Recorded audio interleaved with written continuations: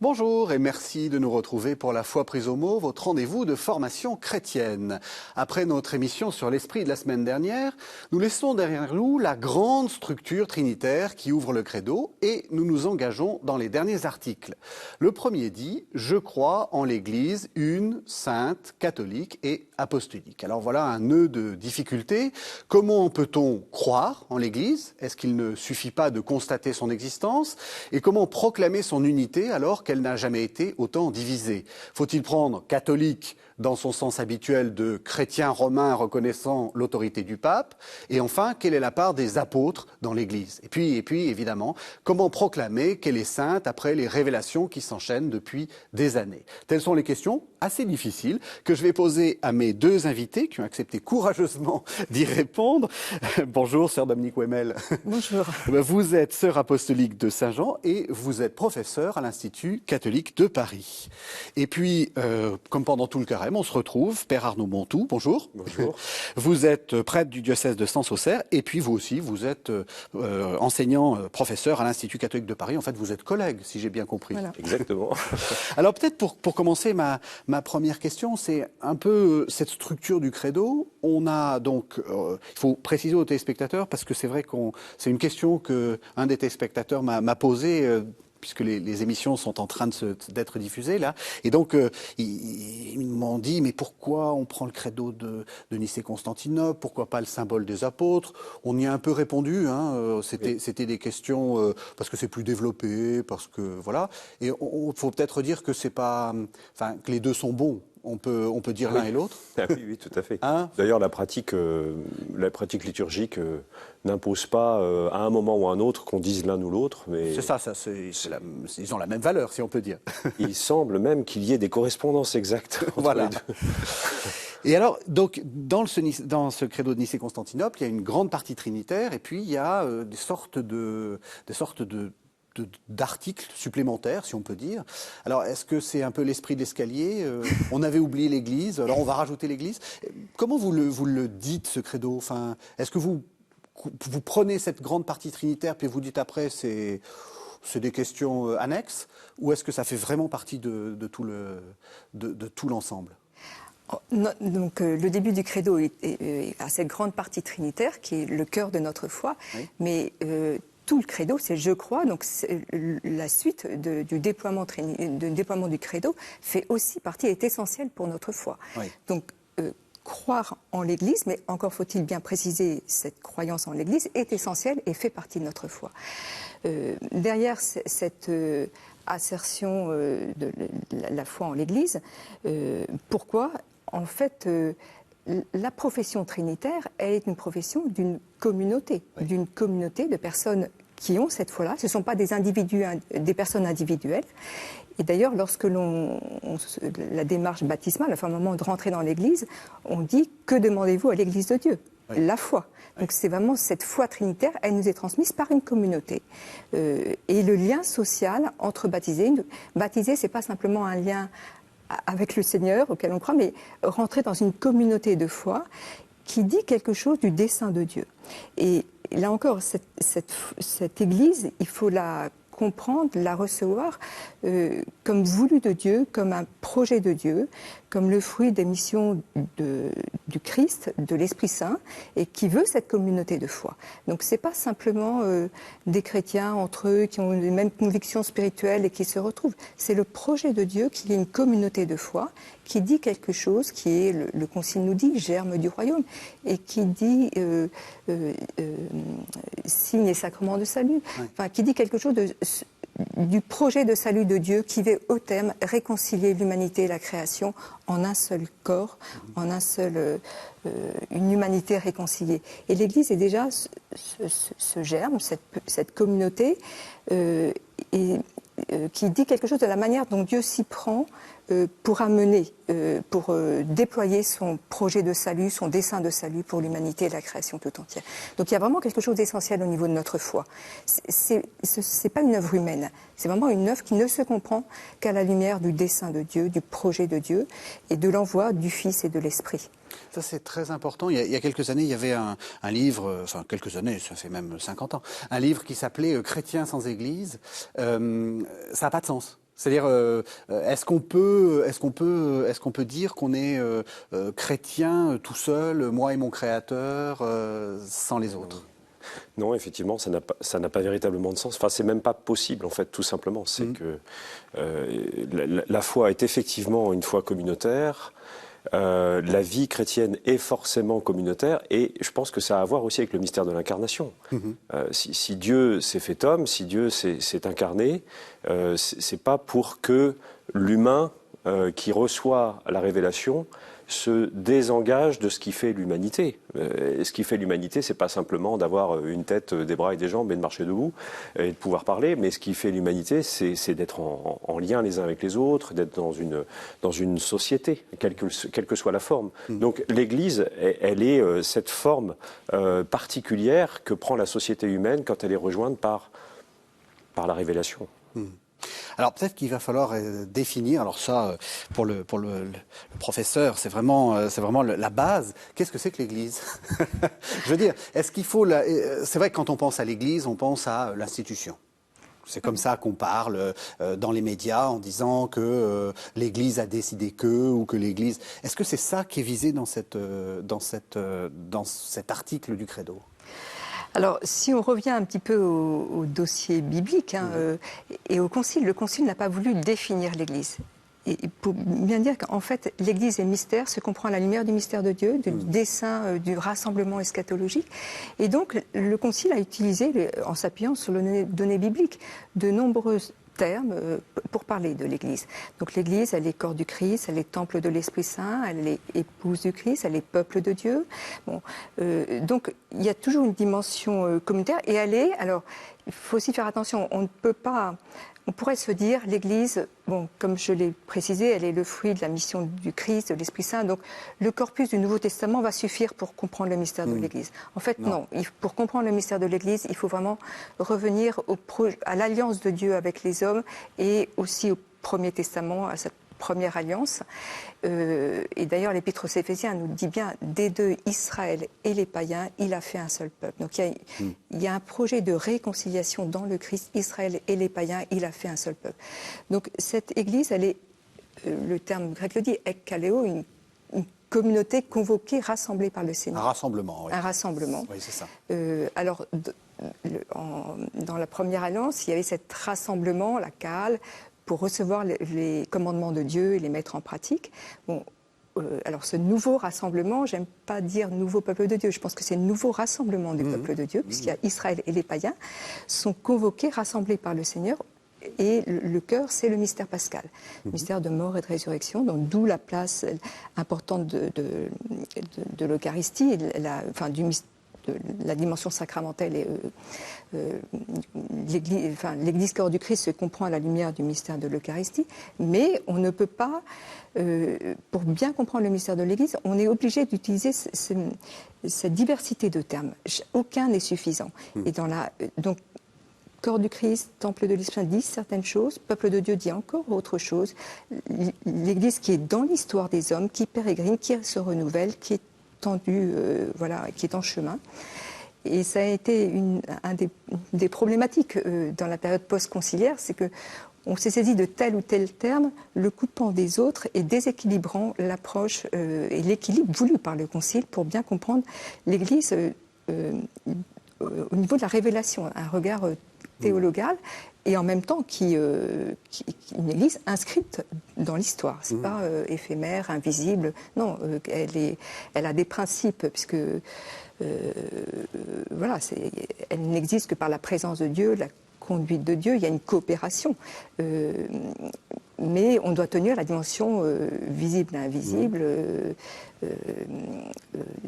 humaine et divine. Enfin, il y a les deux dimensions. C'est intéressant parce que c'est vrai qu'on est tout le temps tenté de choisir. Voilà. De dire, bon, l'Église, ce qui m'intéresse, c'est que l'Église invisible, parce que je ne veux rien avoir à faire avec cette Église visible, avec laquelle je ne suis pas d'accord, ou au contraire, non, l'Église, ça n'est que ce qui est rassemblé autour du pape ou des évêques. Et vous dites, il faut tout le temps se dire, attention, c'est ça et c'est aussi autre chose. Et en même temps, comme dirait l'autre. En fait, c'est toute la complexité du ministère de l'Église, qui a une nature humaine et divine. Et si on regarde dans l'histoire comment s'est élaboré le discours sur l'Église, l'Église s'est mise progressivement à parler d'elle-même. Et bien souvent, chez les pères, il n'y a pas... vous voyez, il y a des traités chez Saint-Augustin sur le baptême, sur le Christ. Il n'y a pas de traité sur l'Église. Bon, l'Église est partout présente. Et progressivement, les problématiques ont obligé à élaborer, à dire qui était. Donc, le discours sur l'Église s'est souvent élaboré dans un contexte de polémique, de controverse. Du coup, avec peut-être certains déséquilibres, enfin, on insistait sur tel aspect pour répondre à l'autre qui est autre et qui n'est pas d'accord. Donc, on a bien vu ce qui s'est passé. Enfin, entre autres, la période des schismes a été l'occasion, le grand schisme à la fin du premier millénaire. Donc, on a développé une réflexion sur le ministère pétrinien du pape, le schisme de la Réforme. Donc, la Réforme insiste beaucoup sur l'Église invisible, la dimension invisible de l'Église, Dieu seul connaît les siens. Donc, on a insisté sur la dimension visible et la dimension institutionnelle. Après, il y a eu toutes les polémiques avec les pouvoirs politiques, d'autres polémiques intellectuelles, le développement des sciences, etc. Et donc, voilà, c'est dans des contextes comme ceux-ci que finalement la réflexion s'est développée et en particulier on a été très marqué par le schisme du XVIe siècle, de la Réforme. Et jusqu'au Concile, finalement, dans la tête de beaucoup, et même dans les manuels, qu'est-ce que l'Église? C'est d'abord le pape, les évêques, et il faut regarder les manuels d'histoire aussi, la manière dont ils présentaient. Donc, le Concile est vraiment, le Lumen Gentium est le premier grand traité sur l'Église d'une certaine manière théologique. Le plan de Lumen Gentium dit bien la dynamique enracinée en Dieu, accomplissement eschatologique avec la place de la Vierge Marie. Mais ça arrive après 2000 ans et aujourd'hui, comme vous l'avez très bien dit, qu'est-ce que l'Église dit? Quand on pense ça, on pense qu'est-ce que le magistère dit. Enfin, l'Église, c'est le magistère. On a bien du mal à rentrer dans le geste de Vatican II. L'Église, c'est l'ensemble des baptisés. Donc, tous d'égale dignité, qui ont tous un sensus fidei, Fideium, qui est aussi le sensus fidei de toute l'Église, et qui ont leur part, qui par le baptême sont prêtres, prophètes et rois, sont tous participants à la mission de l'Église, mais la réception est lente. Et on voit, en fait, ceci dit, on en est à 60 ans après le Concile, c'est peu. Quand on regarde l'histoire, les conciles ont toujours été longs à recevoir. Le concile de Trente, il a fallu attendre 150 ans pour qu'il y ait les premiers séminaires, etc. Enfin, donc 60 ans, on est déjà passé par un certain nombre d'étapes dans la réception conciliaire et dans la réception de Lumen Gentium, avec le synode de 85 qui a été très marquant. Mais il y a encore tout un chemin à faire. Et le pape actuel nous fait franchir une nouvelle étape, comme les autres papes. Enfin, on a franchi différentes étapes avec les papes successifs, qui chacun apporte leur pierre pour nous aider à recevoir le Concile, en disant que tous, Jean-Paul II, Benoît XVI, que c'est vraiment la tradition vivante de l'Église, un acte de tradition au grand sens du terme, et qui est incontournable. Et le texte de Lumen Gentium vraiment est le fruit d'un ressourcement biblique, patristique, et en même temps s'appuyant sur les grands théologiens du Moyen-Âge. Vraiment. Oui, c'est totalement traditionnel. C'est pas... Voilà, du coup, catholique au grand sens du terme. Et c'était très frappant au moment de première session du Concile, quand Ottaviani présente le premier projet de... Le cardinal qui était plutôt conservateur. Voilà, et puis c'était le préfet du Saint-Office. Présente le premier projet, un des pères conciliaires lui a dit « Votre projet n'est pas catholique ». Donc vous voyez, c'est devant 2000 évêques. Et en fait, derrière, il ne se saisit pas de l'ensemble de la tradition, des ressources de la tradition pour penser de façon équilibrée. Et effectivement, vous vous appuyez que sur vous revenez qu'au XIXe siècle, où sont les pères grecs, où sont les grands théologiens du Moyen-Âge. Donc voilà, Lumen Gentium est le fruit d'un ressourcement biblique, patristique et donc d'un certain équilibre. Alors, aujourd'hui, on se rend compte qu'il y a encore du travail à faire, une réflexion à avoir sur les ministères. Enfin, c'est pas un terme, c'est une étape. La tradition est vivante, donc on continue à réfléchir, à recevoir la révélation dans des esprits limités. Donc, ça prend oui, du c'est temps. un peu... Donc voilà,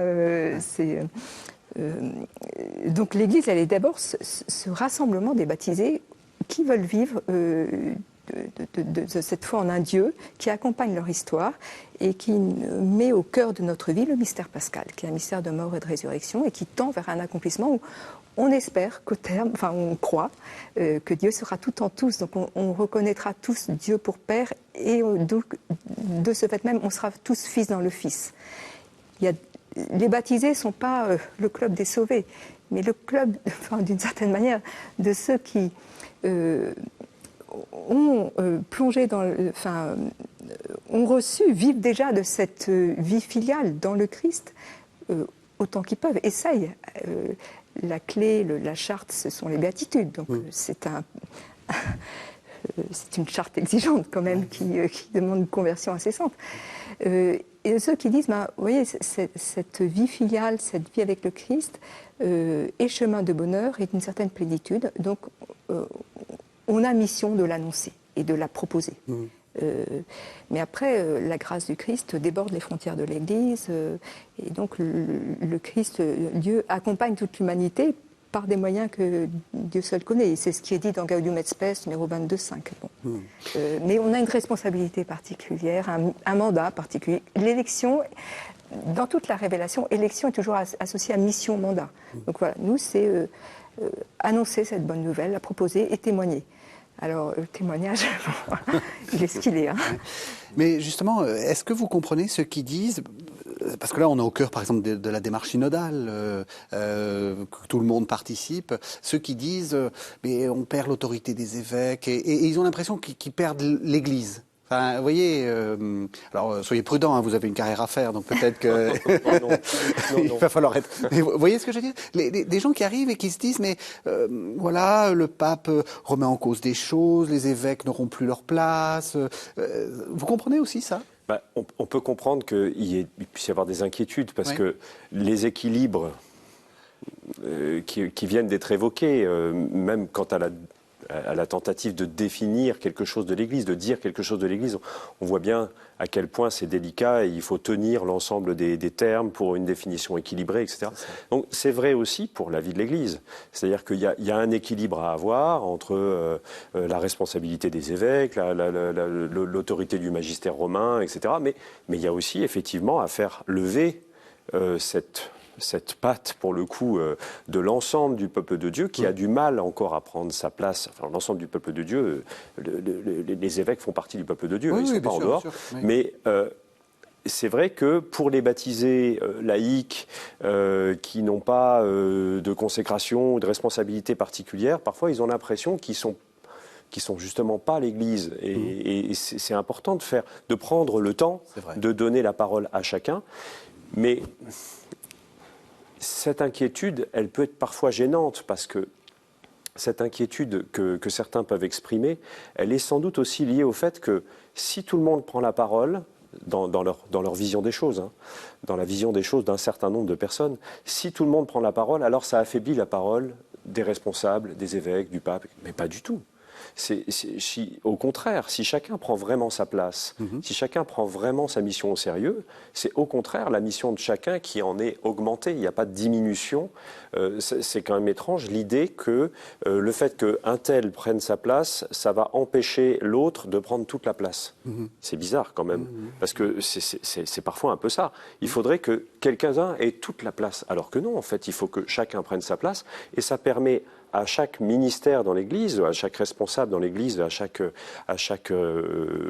parti, au contraire, de jouer vraiment sa partie. Si on prenait une image un peu musicale, on pourrait dire que si le chœur, dans sa totalité, ne chante pas, ben, les solistes, ils servent à quoi? Enfin, c'est étrange. Enfin, c'est peut-être une image un petit peu... Et le chef d'orchestre, c'est bien ennuyé. Ben oui, et c'est ça. Et donc, en fait, il faut que chacun prenne vraiment sa place.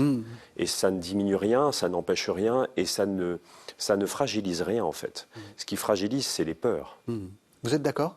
Parce que sur cette angoisse aussi, parce que j'imagine que les étudiantes, les étudiants doivent vous la retransmettre aussi, ces questions sur le synode, sur voilà, ce que vous êtes en train de nous expliquer, c'est quand même quelque chose d'assez à la fois très exigeant, où il faut être à la fois dans quelque chose d'un peu mystique, et puis en même temps de très concret.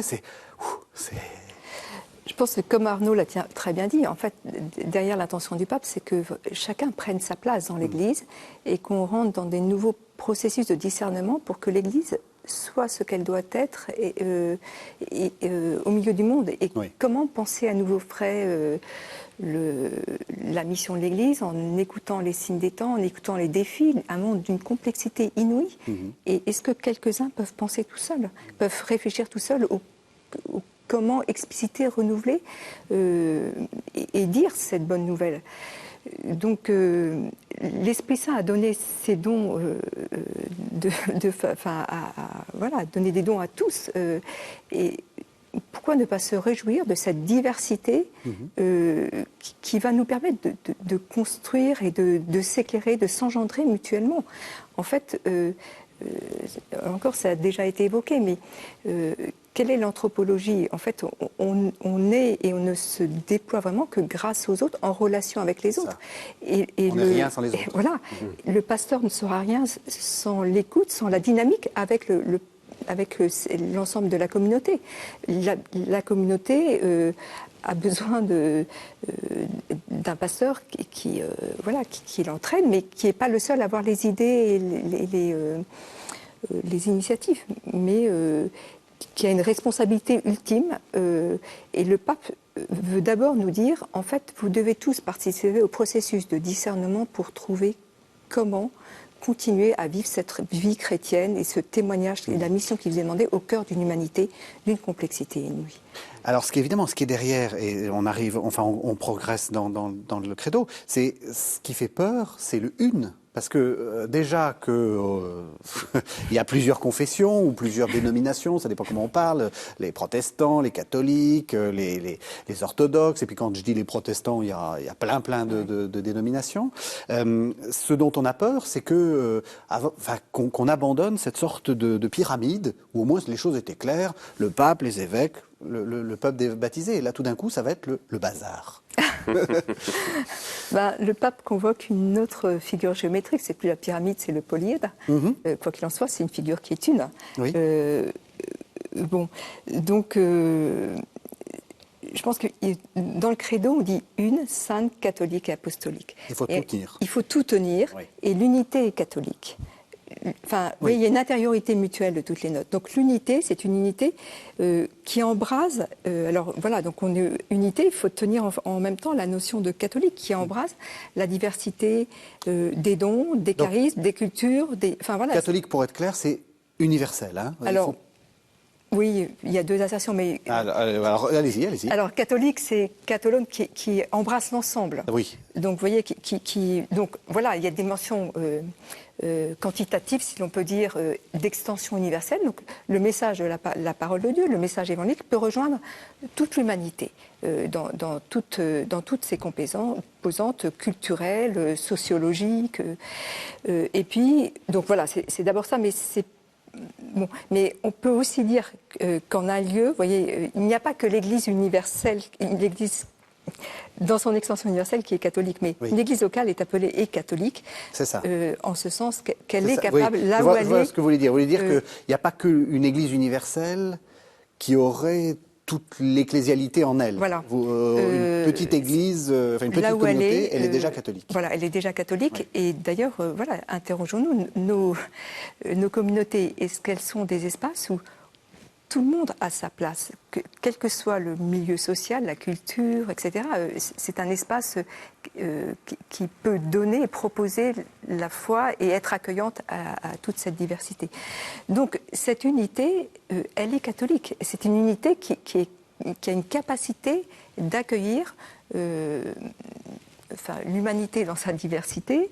Et donc elle est d'abord communion. Alors après, certes, il y a eu des fractures et c'est pour ça que des ruptures.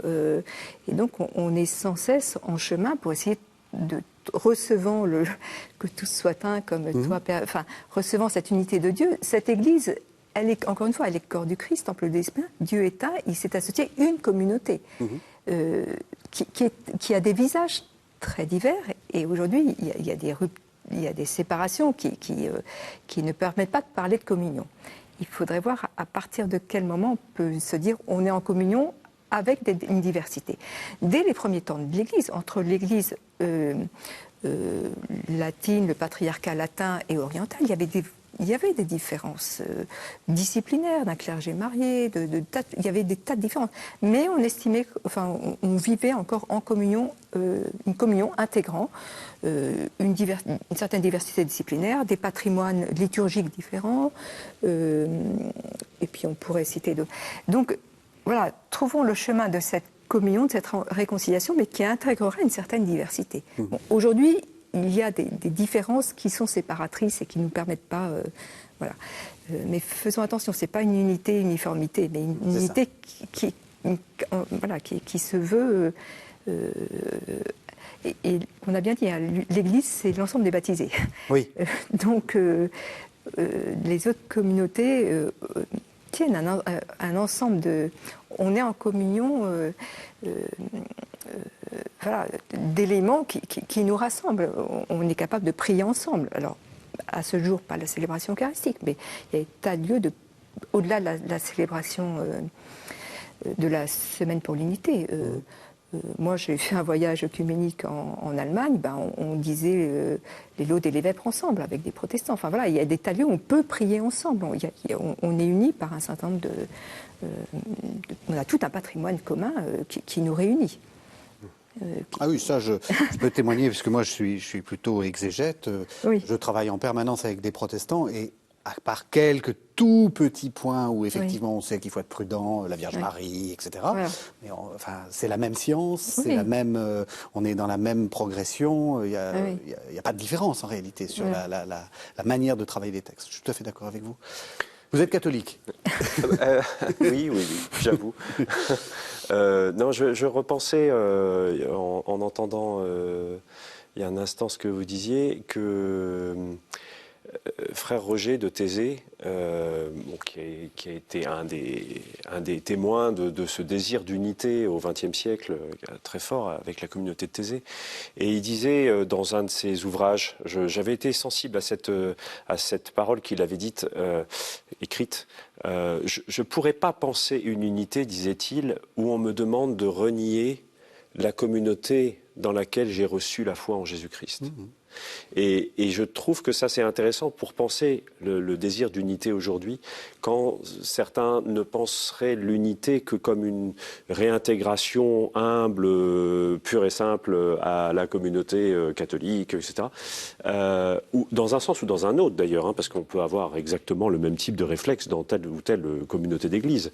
Mais, en tout cas, j'avais été très sensible à ce point-là, parce que, effectivement, nous avons reçu la même foi dans des communautés ecclésiales, au sens large, qui sont différentes et qui nous ont transmis effectivement cette foi. Donc l'unité ne peut pas se penser comme un reniement, jamais en fait. Elle est forcément au-delà. D'abord, elle est donnée, effectivement. Oui. Elle est donnée avant d'être à construire. Donc ça, c'est très important. Quand vous dites elle est donnée, c'est-à-dire que pour vous, c'est un fait? C'est-à-dire que de toute façon, comme nous confessons le même Christ, il y a quelque chose qui nous précède, qui est cette unité-là. Quelque chose qui nous précède et qui, en plus, suivra tous nos efforts. C'est-à-dire, c'est pas au terme simplement de nos efforts ou de nos constructions, aussi belles soient-elles et aussi beaux soient-ils ces efforts, que l'unité sera là. Elle sera toujours surprenante en quelque sorte. Je pense que l'unité vers laquelle nous avançons et qui nous constitue tous, eh bien, elle est forcément étonnante. Je pense qu'il y aura beaucoup de surprises dans la réalité finale. J'aime bien aussi la définition, je voulais vous faire réagir, la définition que donnait la sœur Wemmel sur catholique. C'est vrai qu'on a souvent tendance à penser catholique comme universel, en se disant, et peut-être un peu, avec un universel un peu mou, en disant, mais finalement, on est tous frères, etc. Non. Ça veut dire aussi inclusif, en fait.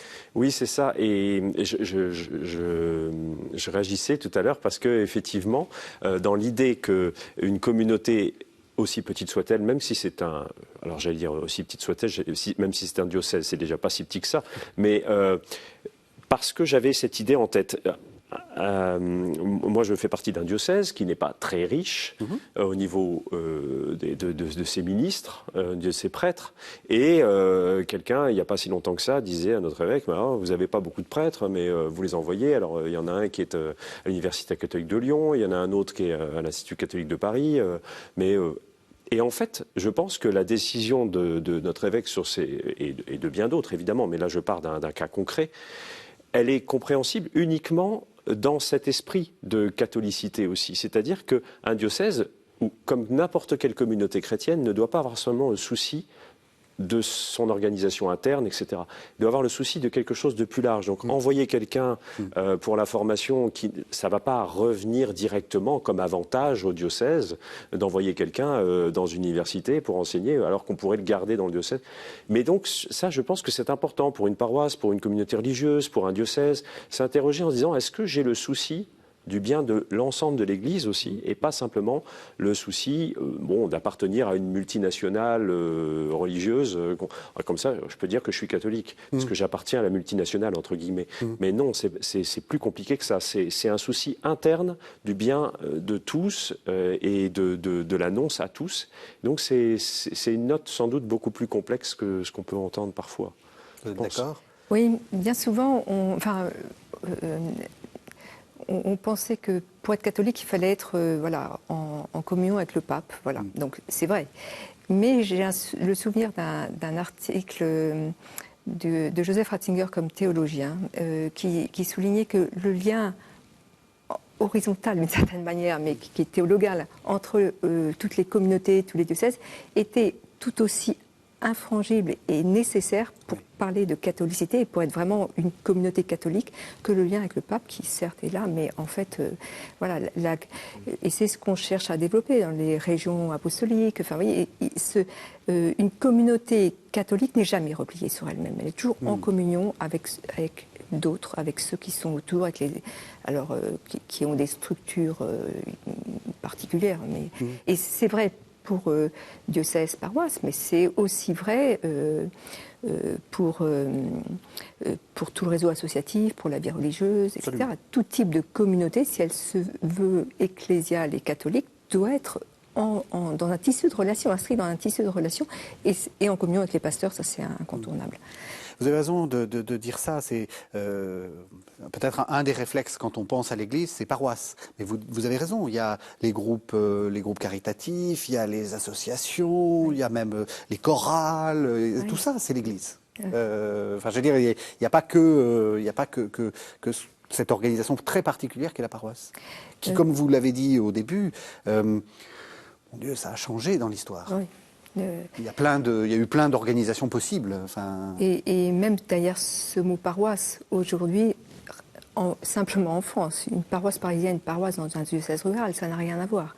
Alors sur la planète, c'est encore plus divers. Donc derrière cette notion de paroisse, de toute façon, même si le droit canonique cadre donne des repères, et tout ce qui est tissu associatif, vie religieuse, etc., en tout cas peut-être le tissu associatif, le code de droit canonique dit bien chaque baptisé, alors le terme latin c'est integrum, a la possibilité de par le fait qu'il est baptisé d'être à l'origine d'une association qui rassemble les baptisés qui veulent proposer la foi, annoncer l'évangile de manière diverse.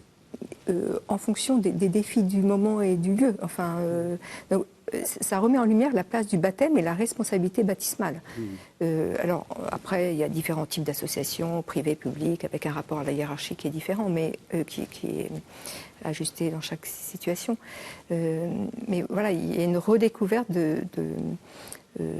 l'importance de laisser fleurir, déployer tous ces dons, tous ces charismes. Et d'ailleurs, le Concile lui-même dit dans le Lumen Gentium que les pasteurs doivent veiller, être attentifs à toutes ces, tous ces dons, ces charismes dont sont porteurs le peuple de Dieu, les encourager à les faire fructifier, enfin, prendre leur place. Donc, catholique, c'est aussi accueillir cette plénitude de tout ce que l'Esprit Saint suscite. Et le Concile le dit, l'Église est gouvernée par ces dons hiérarchiques et charismatiques. Enfin, il y a les deux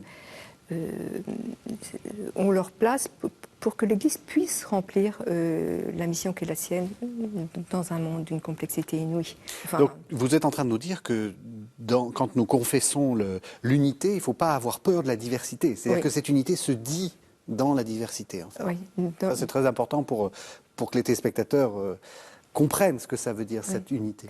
Et le visage, et pas avoir peur de la manière dont cette Église va se déployer, avoir un visage une manière d'être qui a beaucoup varié au cours du temps. Moi, j'ai le souvenir de Benoît XVI, quand il a lancé le synode sur la nouvelle évangélisation. Bon, on n'a pas eu d'exhortation apostolique post-synodale, puisqu'il a renoncé, c'est Evangelii Gaudium, qui est l'exhortation apostolique du pape François. Mais dans les documents préparatoires, il disait qu'il fallait trouver une nouvelle manière d'être Église.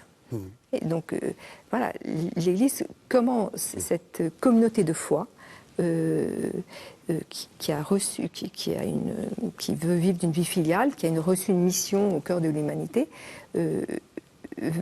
comment elle se déploie, comment comment elle va être structurée, et osons être un peu créatifs. Et on le voit bien, c'est une question dont se sont saisis les évêques qui essayent de repenser des pôles missionnaires. Enfin, il y a 36 essais en fonction de la figure du diocèse. Enfin, mais n'ayons pas peur de lâcher, d'être créatifs dans la manière de se déployer, de penser la structure avec les différents ministères, vie religieuse, laïque, enfin tout ce qui fait l'Église dans sa richesse, dans sa beauté, et qui voilà. Être créatif, c'est traditionnel, en fait, dans l'Église. Si on regarde bien l'histoire, être créatif, c'est traditionnel. Oui. Alors qu'on peut avoir parfois l'idée, sans doute un petit peu inajustée, que être créatif, c'est justement être contraire à la tradition. C'est pas vrai. Oui. Oui, enfin, justement, les modes d'organisation ont tellement varié que... Ah oui, alors là, c'est ce qu'on appelle la paroisse, c'est une réalité très, très datée du 19e siècle, un peu très récente, en fait. Oui, dans son organisation telle que nous l'avons connue jusqu'à maintenant et avec laquelle nous nous battons encore un peu aujourd'hui. Enfin, nous nous battons pas, tout simplement parce que c'est pas une réalité facile dans un monde qui a évolué. Comment on tient ça? Mais oui, et je pense que, comme toujours, là encore, la compréhension de la foi s'enrichit considérablement quand on connaît un peu l'histoire. C'est ça. Et il faut s'intéresser à l'histoire parce que ça sert beaucoup, en fait. Oui. C'est quand même très utile. Alors, Sainte. Ne riez pas, c'est pas drôle. Sainte, soyons clairs, on est alors peut-être pas au bout d'un processus de révélation, qui a beaucoup posé de questions, qui a beaucoup perturbé les gens, faut être clair. Et c'est vrai que confesser maintenant la sainteté d'Église, ça pose un problème. Alors qu'est-ce qu'il faut en dire? Je sais que vous êtes au clair là-dessus, puisque vous avez écrit un texte chez Salvator, Une Église sainte, repère pour une période troublée. Alors, est-ce qu'elle est sainte, l'Église? Alors, ça peut peut-être paraître surprenant, mais parmi les 4 notes, une sainte catholique apostolique, la première associée à l'Église, ça a été sainte. Oui. Donc premiers chrétiens, enfin, dès le début, on a le credo qui est du IVe siècle, mais dès le début, au IIe siècle, Ignace d'Antioche a parlé d'une église sainte. Bon, donc c'est quelque chose qui est ancien. Comme je l'ai souligné, on ne peut pas comprendre le mystère de l'église sans revenir au dessein de Dieu, l'alliance de Dieu, la manière dont Dieu s'y prend pour déployer son projet de salut pour l'humanité. Et si on plonge dans l'Ancien Testament et qu'on essaye de comprendre ce mot, cette assertion saint, saint c'est ce qui est pur, c'est ce qui est séparé, et donc saint au sens propre est l'attribut de Dieu. Enfin, sacré, il est le saint des saints, enfin Isaïe, on chante le saint. Bon. Et à chaque fois que on parle du peuple saint, des commandements qui sont saints, du temple qui est saint, ça dit le de Dieu. Les commandements nous sont donnés par Dieu, le temple est saint parce que c'est la demeure de Dieu, la terre est sainte parce qu'elle est donnée par Dieu. Donc c'est un terme qui dit une relation d'une réalité avec Dieu. Alors si on avance après dans la révélation ultime en Jésus-Christ, il est le Saint de Dieu, donc celui qui nous est donné, et par son projet, il nous fait participer à sa vie et, comme vie filiale. Donc quand on dit l'Église sainte, c'est d'abord dire cette Église, on la reçoit de Dieu, Dieu est présent, l'accompagne et il nous donne cette communauté pour vivre quelque chose, vivre cette vie filiale. Ça ne dit certainement pas ce que l'Église réussit à faire par ses propres et ce qu'elle donne à voir. Mais ça dit que voilà, cette communauté, on la reçoit de Dieu, qu'il est présent, qu'il l'accompagne, qu'il est fidèle et qui nous fait vivre quelque chose avec le Saint de Dieu, avec le Christ, mais qu'on est en devenir. C'est dans une histoire. Soyez saints parce que je suis saint, donc c'est moi qui suis, et vous soyez, allez en route. Et quels moyens on prend voilà. Donc, en fait, on est au niveau d'un regard de foi. On est dans le credo. C'est ça. C'est pas une description sociologique de ce qu'aurait fait l'Église et ce qu'elle a réussi à faire. C'est ça. Alors, c'est vrai que la période actuelle est extrêmement douloureuse. Oui, on est au-delà des mots. Bon, voilà. Il n'y a pas de mots pour la décrire. Oui. Bon, c'est triste à dire, mais revisitons les 2000 ans de christianisme. On a eu des périodes. Notre fameux palais Farnèse, l'ambassade de France auprès de l'Italie, regardons ce qui s'y est passé à une certaine époque, c'est peut-être pire que ce qui s'est passé aujourd'hui. Oui. Bon, donc, voilà, encore une fois, ce n'est pas une description sociologique de ce qui se passe. Et dans les épîtres pauliniennes, voilà, les chrétiens sont appelés les saints, oui. C'est-à-dire que voilà, ils ont cette relation en Jésus-Christ, plongés dans sa mort et sa résurrection, ils veulent vivre quelque chose en Jésus-Christ. On est en devenir. Mais après, mais en même temps, il y a une injonction de Dieu qui nous dit, coopérer. Enfin, oui, voilà. Oui. C'est d'ailleurs assez drôle parce que les épîtres pauliniennes, Paul les traite tous de saints et puis après, il fait la liste des problèmes. Oui. Donc ça veut dire que, oui. Il y a une différence entre l'idéal et la réalité. Voilà, alors c'est vrai qu'aujourd'hui, au moment pour ceux qui proclament le credo, certaines voix se suspendent au moment et on entend. Mais quand on regarde toutes les premières communautés, Saint-Pierre lui-même, c'est pas très brillant les apôtres, si vous voulez. Et peut-être que ça nous dit, le Seigneur est fidèle malgré tout, il vous accompagne. Bon, il n'empêche qu'il pleure son péché, qu'il se convertit, et donc les évangiles nous disent quelque chose de la lâcheté, du mensonge, de tout ce qui est présent dès le début. Et c'est présent dès le début, et pourtant, dès le début, on ose dire l'Église est sainte. Mais en référence à voilà, le peuple saint, le peuple de Dieu, et Dieu qui l'accompagne et qui la corrige, et qui la corrige parfois par le biais des nations autour qui partent en déportation, etc. Donc, Dieu ne l'abandonne pas, et je pense qu'aujourd'hui, le passage qui est le nôtre dit bien que voilà, il y a une purification et que l'Église doit vivre sa Pâque comme le Christ et pas parce qu'elle a affaire comme le Christ à des méchants, enfin des pécheurs, mais parce que Benoît XVI l'a très bien dit, c'est que on a tendance à dire c'est le démon, le péché, l'Église est attaquée. Il était farouche à plusieurs reprises. Non, le péché, les choses les plus graves sont à l'intérieur de l'Église. Donc n'allons pas chercher des causes extérieures. Le péché est à l'intérieur et Dieu travaille, purifie, nous oblige à la conversion. De quelle manière on coopère, ça reste le mystère de la liberté. Pour vous, l'Église est sainte, Père Arnaud Montou? Bien, en entendant ce que je viens d'entendre, je suis ramené à cette notion de relation. Effectivement, la sainteté de l'Église, c'est parce que c'est l'Église de Dieu et parce que c'est le projet de Dieu pour l'humanité qui passe par cette Église. Mais il y a plusieurs manières d'être en relation. Et quand on est en relation avec Dieu, on peut être à la fois fier. Et il peut y avoir parfois une proclamation de la sainteté de l'Église qui peut être un peu fière, vous voyez, un peu la tête haute, on est l'Église du Seigneur, etc. C'est pas forcément dans ce type de fierté, en tout cas, qu'on expérimente le plus ce qu'est la relation avec celui dont on est fier d'être avec lequel on est en relation et on en est fier. Mais c'est quand, justement, on fait l'expérience de notre infidélité, de nos infidélités, c'est pas une infidélité radicale, c'est nos infidélités, faire l'expérience de ça et se rendre compte que Dieu est fidèle et qu'il est miséricordieux et qu'il ne nous abandonne pas, comme cela a été dit, là, la fierté change de visage, en quelque sorte.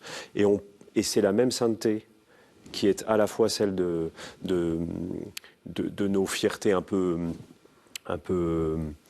enfantine ou un peu mal placée, et la fierté qui est beaucoup plus profonde et peut-être le regard un peu bas qu'on peut dire quand on dit il faut s'obliger à le dire, moi je crois. Enfin, oui, c'est ça, dur, oui. mais il faut le dire. Oui. Parce que effectivement, dans une communauté liturgique, il y a un moment où, ces derniers temps, il y a eu des moments où quand on arrive à cet article, c'est difficile de le dire. Et pour le coup, quand on est pasteur face à la communauté, là, on les entend. On peut pas ne pas le dire. Oui, vous pouvez pas. Oui. Parce que je suis traversé par les mêmes interrogations que ceux qui sont en face de moi dans la liturgie, forcément. Mais se forcer à le dire, c'est se dire, je me rappelle que la sainteté, ce n'est justement pas ce que je pense parfois. Moi je suis saint, l'Église est sainte, etc. Non, c'est pas ça. C'est beaucoup plus profond, c'est beaucoup plus douloureux aussi. C'est peut-être aussi, ça passe aussi par là. Ce qui nous, peut-être, fausse un peu la perception de cette sainteté, c'est qu'on a eu peut-être tendance à penser sainteté, perfection, hérocité des vertus, vous voyez la manière. Or, voilà, et l'Église est définie comme société parfaite, experte en humanité, tout ça. Donc là, et justement, le Concile a voulu sortir de cette. Enfin, quand elle disait société parfaite, c'est-à-dire que ça voulait dire qu'elle donnait à ses membres, aux baptisés, les moyens de sa relation à Dieu et de vivre cette vie filiale, que sont les sacrements, la parole de Dieu, voilà, l'enseignement, toutes ces médiations qui nous permettent de déployer, d'enrichir, de grandir dans cette vie filiale, qui est un chemin de conversion. Donc, voilà, l'Église sainte, c'est aussi dire, on a la certitude que Dieu est présent, qu'il continue à nous donner des moyens pour avancer, que sont voilà, toute la vie sacramentelle, la parole de Dieu, qui nous interpelle, qui nous interroge, qui nous convoque chaque jour et qui nous oblige enfin, et qui est une épée à double tranchant, qui nous oblige à... Enfin, et puis, il nous donne aussi des frères, des sœurs qui sont aussi... Et puis, il met aussi auprès de nous, comme le peuple d'Israël, des personnes extérieures à la communauté qui nous provoquent aussi. Donc, Dieu est fidèle et il nous donne un certain nombre de moyens pour, en tout cas, des médiations qui viennent de lui, que sont la vie sacramentelle, la parole de Dieu, c'est les deux. Mais bien plus, toute une communauté qui est là pour nous aider. Et on a besoin de tous. En fait, c'est là, le processus synodal, c'est on a besoin de celui qui peut paraître un peu à la marge, qui est pas formé comme certains le sont, mais qui a une authentique relation simple, cette piété populaire, mais une foi charpentée, qui convoque, qui interroge, et qui oblige quelquefois. On l'a tous fait l'expérience de quelqu'un, ou même d'un enfant, qui nous dit tiens, enfin, ouais, laissons-nous interpeller par une diversité de personnes qui nous convoquent au renouvellement, à la conversion. Donc, on est sans doute heurté parce que voilà, cette notion de sainte, on met à côté société parfaite, qui sait, et c'est pas ça en fait. Tout à fait. On arrive à la toute fin de l'émission. Dernier adjectif, apostolique. On en a beaucoup parlé. C'est le poids de l'histoire en fait. C'est le fait qu'il y a une transmission. Oui. Alors là encore, il faut. C'est la foi apostolique, la foi qui nous est transmise par les premiers apôtres. On a pu réduire l'apostolicité de l'Église à la succession apostolique. Vous voyez, se dire derrière, ça dit oui qu'il y a le collège des évêques qui succède au collège des apôtres. Oui, mais là, c'est l'Église qui est apostolique. Donc c'est toute l'Église, tout l'ensemble des baptisés qui a mission de permettre à cette foi apostolique, la foi des premiers apôtres, de continuer à se transmettre à la course de la parole. Et on est tous, on doit tous contribuer à faire passer le témoin, participer à cette course de la parole, du Kérib, cette bonne nouvelle, et qui s'enracine dans cette foi des premiers apôtres, cette foi apostolique, mais surtout ne la réduisons pas, cette foi des premières communautés, ne la réduisons pas à la succession apostolique, enfin qui a sa place. Qu'est-ce qu'il faut retenir de l'émission, Père Arnaud Bontou? Question toujours difficile. La relation. Sans doute la relation. C'est vrai pour tous les articles, mais là, sans doute qu'avec cet article de foi, on est obligé de passer par la relation pour véritablement la comprendre, comme cela nous a été montré, je crois. Et la relation, parce que l'Église est dans le projet de Dieu et que Dieu est relation. La relation, parce que l'Église est la dimension de relation entre tous les croyants, et aussi parce que l'Église, elle est en relation avec toutes les dimensions du monde, et elle doit être en relation ouverte sur le monde auquel elle annonce l'Évangile, mais duquel elle reçoit aussi, comme cela vient d'être dit à l'instant. Absolument. Duquel elle reçoit pour pouvoir, si elle veut aller vers Dieu et orienter vers Dieu, il faut bien qu'elle reçoive aussi, qu'elle ne soit pas que celle qui donne, celle qui garantit, celle qui borne. Non, il faut aussi s'ouvrir, accueillir pour pouvoir faire cette circulation. C'est un lieu de circulation en fait. Eh bien, ce sera le mot de la fin. Merci à tous les deux. Je rappelle le titre de votre livre, Sœur Dominique Wemmel, Une Église sainte, repère pour une période troublée. C'est aux éditions Salvator.